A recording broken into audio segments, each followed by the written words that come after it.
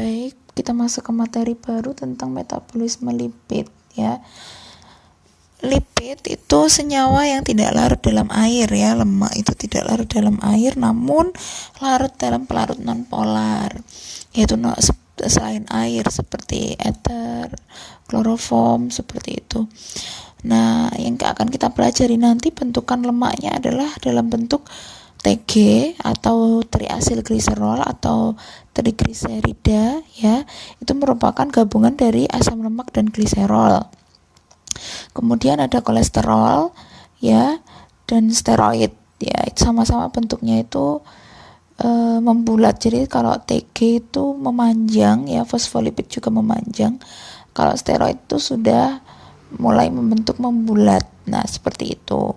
Fosfolipid yaitu gabungan dari asam lemak, gliserol ya, sama dengan TG, namun ada tambahan fosfat. Fungsi dari lemak ya, cadangan energi ya, dari gluconeogenesis, pembentukan glukosa dari karbo ya. Kemudian untuk cadangan penghasil energi, nah sama untuk cadangan dari gluconeo itu. Kemudian hormon ya, steroid itu ya berasal dari lemak. Kemudian pelarut vitamin ADEK ya, jadi vitamin ADEK tidak larut dalam air, larut dalam lemak ya. Kemudian isolator panas ya, kemudian pelindung organ penting ya, jadi organ-organ tubuh dilapisi oleh lemak ya, misal dari daging tubuh kita itu ya, untuk melindungi organ-organ yang penting. Kemudian merupakan ciri kelamin sekunder. Maksudnya biasanya kalau puber ya, anak puber itu selalu lebih gampang gemuk ya kan. Jadi karena ada proses perlemakan yang lebih tinggi dibanding ketika sebelum puber. Kemudian sebagai bahan penyusun dari sel ya, melindungi sel atau organel, dan bahan penyusun lipoprotein. Nah, lipoprotein itu apa? Lemak ya yang mengandung protein. Nah, nanti kita akan bicara tentang itu. Kemudian masuk ke slide 2. Ya. Slide 2 itu asam lemak. Apa yang dimaksud asam lemak? Tadi kan asam lemak menyusun TG, kemudian fosfolipid dan lain-lain. Nah, asam lemak itu ada jenuh dan tidak jenuh ya. Jadi kalian perhatikan ada gambar di situ. Kalau jenuh ya, itu rantainya itu semua hanya rangkap satu ya, yang jenuh itu. Tapi kalau yang tidak jenuh itu ada di antara dua ikatan hidrogen ada rantai ganda. Nah, itu artinya tidak jenuh. Kalau jenuh itu biasanya termasuk lemak jahat ya. Seperti itu. Kalau tidak jenuh termasuk lemak baik tapi dalam bentukan cis ya. Karena ada dua bentukan asam lemak tak jenuh, trans dan cis. Kalau trans itu lurus, kalau cis ada belokan ya, membengkok. Jadi ini merupakan struktur dari asam lemak ya.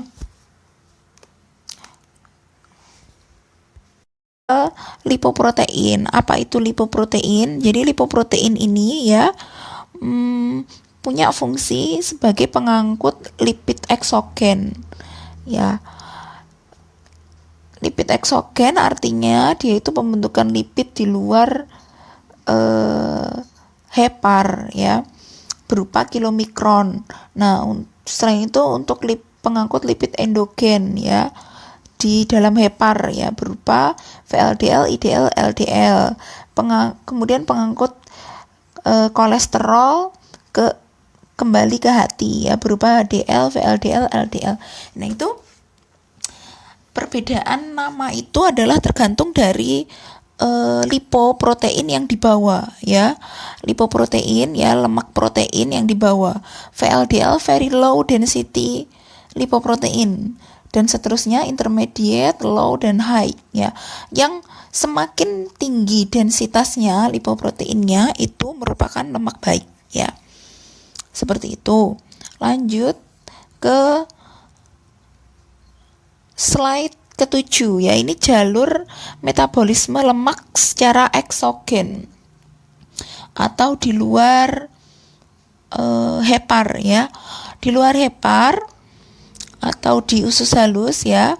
Jadi makanan masuk ya, makanan yang berlemak itu akan dipecah berupa trigliserida, TG, dan kolesterol. Nah, ketika masuk ke sel usus ya, ke enterosit, maka TG berubah menjadi asam lemak bebas atau FFA, free fatty acid. Nah, kalau kolesterol akan tetap berubah jadi kolesterol. Nah, setelah itu dirubah kembali menjadi TG ya. Asam lemak bebas dirubah lagi menjadi TG.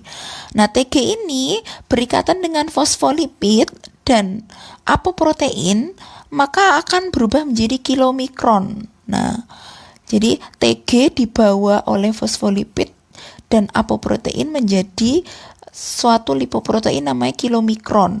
Nah, kilomikron ini supaya bisa keluar di aliran darah kan. Jadi kalau lemak tadi kan kalau di air, apalagi di darah itu kan sebagian besar air kan. Nanti kalau seandainya tidak dilindungi oleh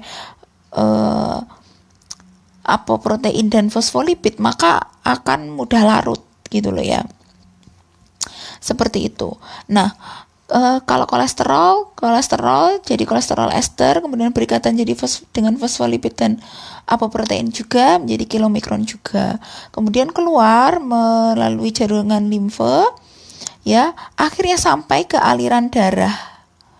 Nah, selanjutnya kalau sudah ke aliran darah ya, ini kilomikron ini yang terdiri dari TG tadi dan kolesterol ya, itu akan dipecah kembali menjadi FFA, asam lemak bebas ya, free fatty acid. Nah, kemudian ada beberapa yang menuju ke jaringan adiposa, ada yang tetap menjadi kilomikron. Yang tetap menjadi kilomikron akan menuju ke hati ya, menjadi trigliserida hati ya. Kalau kolesterol nasibnya gimana? Tetap berupa kilomikron ya. Kemudian kilomikron yang dari kolesterol bersama dengan TG kilomikron yang ada di hepar. Nah, kilomikron yang ada di hepar tadi kan mengandung TG yang tinggi ya toh. Maka akan menjadi kilomikron remnan, yaitu karena tadi sudah mempunyai TG kemudian ditambah kilomikron yang dari kolesterol, maka kandungan kolesterolnya akan tinggi dan TG-nya rendah. Nah, itu menuju ke hepar. Nah, baik, ini adalah transport lipid dalam darah. Nah, kalau tadi di luar hepar, ini di aliran darah ya. Di aliran darah dibawa dalam berupa lipoprotein ya. Lipoprotein strukturnya ya dari gambar itu ada bentuk tali yang mengikat kuning, itu apoprotein. Otomatis kalau protein masih bisa ada di air karena di aliran darah. Nah, urutannya dari luar ke dalam itu adalah dari yang polar, agak polar sampai non polar ya. Supaya lemak itu bisa dibawa, ditransmisikan ke organ-organ yang membutuhkan, tidak semerta-merta strukturnya hanya berupa lemak, tapi juga dilindungi oleh protein. Nah, bagian luar itu apoprotein, kemudian fosfolipid, kemudian kolesterol bebas, kemudian TG dan kolesterol ester. Next, selanjutnya ya, ini silahkan dibaca ya. Jadi urutan lipoprotein dari kilomikron, VLDL sampai jadi HDL Ya, kalau kilomikron kandungan apoproteinnya ada A, B, C ya. Kalau VLDL sudah mulai berkurang B dan C, dan seterusnya. LDL malah hanya B. Nah, seperti itu. Nah, kalau HDL karena kandungan proteinnya high ya, jadi ada ApoA dan ApoC. Kemudian fase ini perjalanannya bagaimana? Nah, ini akan dijelaskan di slide selanjutnya. Metabolisme lemak di dalam hati. Nah, secara endogen ya, TG yang dari hepar, TG dan kolesterol yang dari hepar. Jadi kalau makanan masuk nanti pecah TG dan kolesterol. Nah, tadi kan TG dan kolesterol akhirnya berikatan dengan fosfolipid dan apoprotein menjadi kilomikron. Nah, kilomikron kemudian berubah menjadi VLDL. Nah, ini ada fase di mana dia berubah menjadi VLDL karena berikatan dengan apoprotein B100. Ya. Kemudian VLDL ini TG-nya akan dihidrolisis oleh lipoprotein lipase atau LPL menjadi IDL. Ya, menjadi IDL. Kemudian meskipun begitu TG-nya masih ada ya. Dari IDL kemudian di TG dihidrolisis lagi ya menjadi LDL. Nah, jadi dari kondisi LDL ini jumlahnya TG-nya itu rendah karena sudah dipecah, tapi kolesterolnya tinggi. Nah, kalau yang IDL tadi TG dan kolesterolnya sama jumlahnya ya. Kemudian setelah jadi LDL, karena kandungan kolesterolnya tinggi ya, maka dia berfungsi untuk sebagai reseptor ya, seperti di jaringan adrenal, testis dan seperti itu. Nah, atau di jaringan-jaringan steroidogenik. Nah, jadi dia itu punya peran untuk pengingatan hormon dan lain-lain, dan pembentukan hormon itu sendiri. Nah, kolesterol ini pada akhirnya juga ditransmisikan ke hepar. Nah, ada lagi fase di mana kolesterol ini mengalami oksidasi ya. Proses mengalami oksidasi ini akhirnya akan ditangkap oleh reseptor dari makrofag. Reseptornya namanya reseptor scavenger. Nah, karena ditangkap oleh makrofag, otomatis ditelanlah oleh makrofag tersebut, ya, sehingga terbentuk sel busa atau foam cell. Bisa dilihat di situ makrofag di dalamnya bulat-bulat, dia mengikat, menelan si kolesterolnya, lemaknya, maka akan menjadi foam cell. Nah, foam cell ini bahayanya pada aterosklerosis ya, dia bisa menghambat aliran darah seperti itu. Nah, oksidasi ini ya dipengaruhi jika kadar LDL ya, termasuk lemak jahat ya, karena kandungan kolesterolnya tinggi, lemaknya tinggi, namun proteinnya rendah. Nah, itu akan merangsang makrofag untuk menangkap ya. Namun jika kadar HDL tinggi, nah HDL ini karena protein tinggi maka bersifat antioksidan, jadi menghambat oksidasi itu. Nah, jadi malah baik ya. Lanjut, kemudian ada penyakit ya, namanya perlemakan hati. Jadi penyebabnya adalah TG-nya itu tertimbun di dalam hati ya, karena kondisi sel hatinya rusak gitu. Jadi kemudian TG menuju ke jaringan ikat di hati dan menyebabkan sirosis atau hati itu keras. Nah, seperti itu. Padahal normalnya TG di hati itu akan berubah jadi VLDL kan tadi kan, kilomikron VLDL, kemudian harusnya ke sirkulasi. Nah, karena selnya rusak jadinya malah tertimbun di jaringan ikat sehingga menyebabkan sirosis. Selanjutnya tadi TG kemudian berhubungan dengan kadar asam lemak yang kadar asam lemak darah yang tinggi ya. Kadar asam lemak yang tinggi di sirkulasi akan masuk ke hati.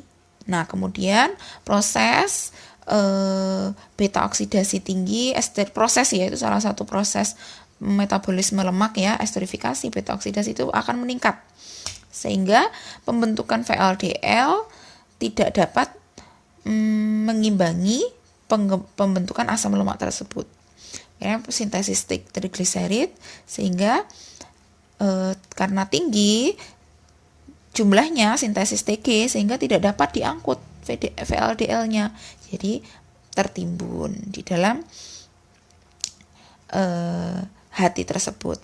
Nah, selanjutnya proses gangguan pada pembentukan lipoprotein. Jadi gangguan pada saat sintesis apoprotein atau fosfolipidnya, kemudian apoprotein yang nggak bisa mengikat bagian lipidnya, terus kemudian pembentukan VLDL, kemudian sekresi VLDL. Nah, kemudian yang keempat adalah karena alkohol.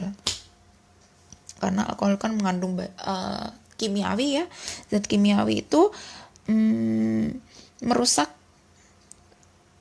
sel-sel yang ada pada hati, pada liver, kemudian hati tidak bisa memproses dan memecah zat-zat pada alkohol. Sehingga kalau rusak selnya ya sama dengan kondisi sirosis tadi, maka akan menggumpal, tertimbun, malah sel yang rusak tambah rusak seperti itu. Sirosis juga bisa terjadi, sirosis hati. Nah, ini secara singkat ya biosintesis lemak ya, ada lipogenesis ya, pembentukan lemak ya, pembentukan asam lemak palmitat dari proses glikolisis dan katabolisme asam amino yaitu berupa asetil-CoA. Ya, kemudian pemanjangan rantai, jadi penambahan rantai C pada asam lemak dan juga ada donor hidrogen. Kemudian ada proses sintesis asam lemak tidak jenuh. Nah, berarti kalau tidak jenuh berarti ada pembentukan ikatan rangkap.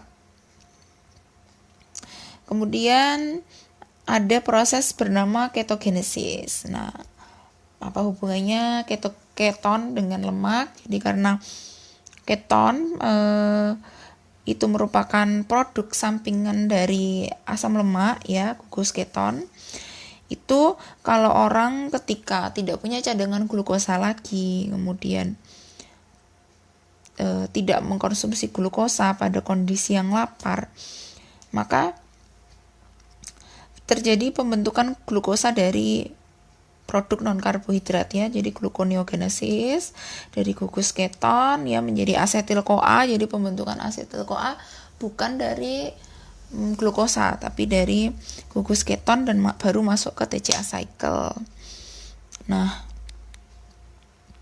pembentukan badan keton itu sendiri terdiri dari strukturnya ada dari asetoasetat, beta hidroksibutirat dan aseton. Sintesisnya ada di hati. Nah, bahayanya apa?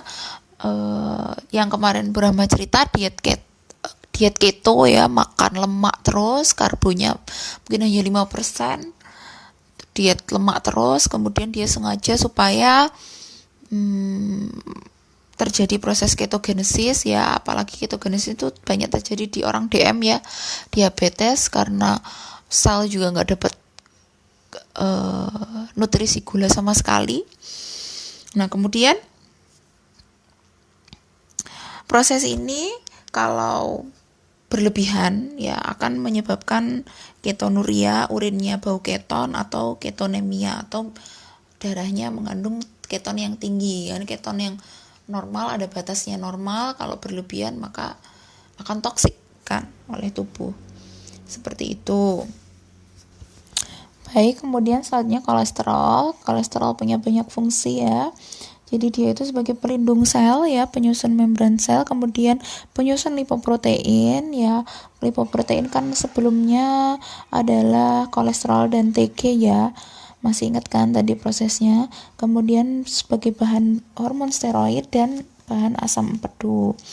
Dietnya konsumsi sehari-harinya sekitar 300 sampai 750 mg per hari. Nah, sintesisnya sendiri kan kolesterol itu bisa diproduksi oleh tubuh kita sendiri kan ya. Dia sendiri sudah banyak loh.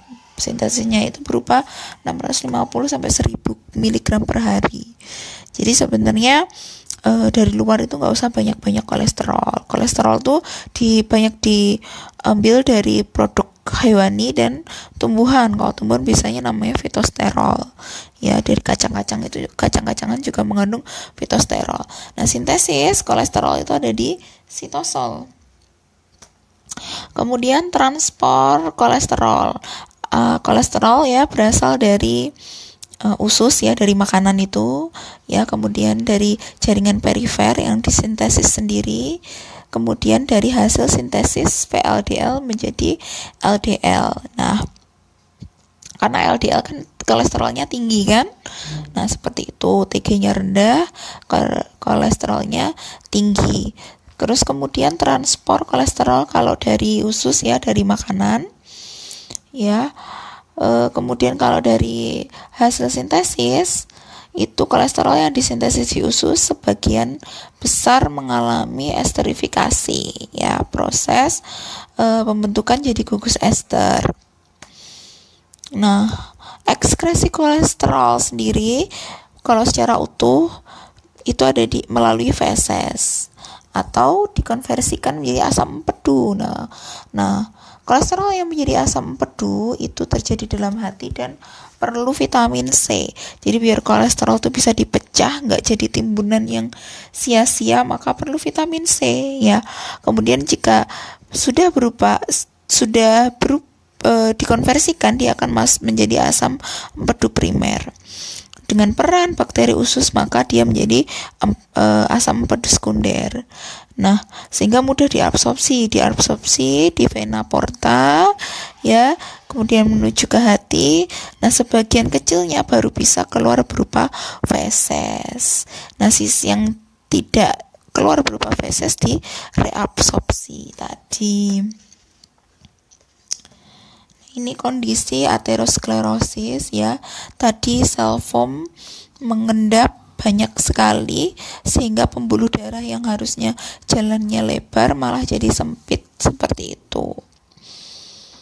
Nah, ini kalau Bro masih bingung sih bisa menghilangkan gumpalan ini itu bisa atau tidak, karena kalau dari dosen-dosen Burahma PA ya, patologi anatomi itu semua mengatakan bahwa kalau sudah aterosklerosis itu tidak bisa dihancurkan dengan model apapun, dengan misal kalau katanya iklan-iklan dengan lemak baik atau dengan vitamin C atau penggelontor lemak, itu nggak bisa, atau dengan olahraga itu nggak bisa. Kalau sudah tersumbat ya tersumbat, karena sumbatan ini kalau sudah memang benar-benar menghambat perjalanan darah, sering kan orang itu akhirnya stroke ya, karena aliran darah tidak bisa berjalan, akhirnya menggumpal di daerah situ, akhirnya pecah. Kalau di otak ya stroke, kalau di jantung, di pembuluh koroner ya, karena pembuluh koroner itu tempat menutrisi jantung, itu akan jantung koroner seperti itu ya. Namun kalau dari iklan-iklan gitu kan ya, misalnya pakai minyak zaitun atau vitamin C atau penghancur lemak gitu tuh katanya bisa, tapi nggak tahu, nanti Burahma cari tahu dulu apakah kalau sudah aterosklerosis itu memang benar-benar nggak bisa. Bisanya kalau masih berupa TG seperti itu, belum menggumpal jadi sel foam seperti ini. Sekian, terima kasih. Wassalamualaikum.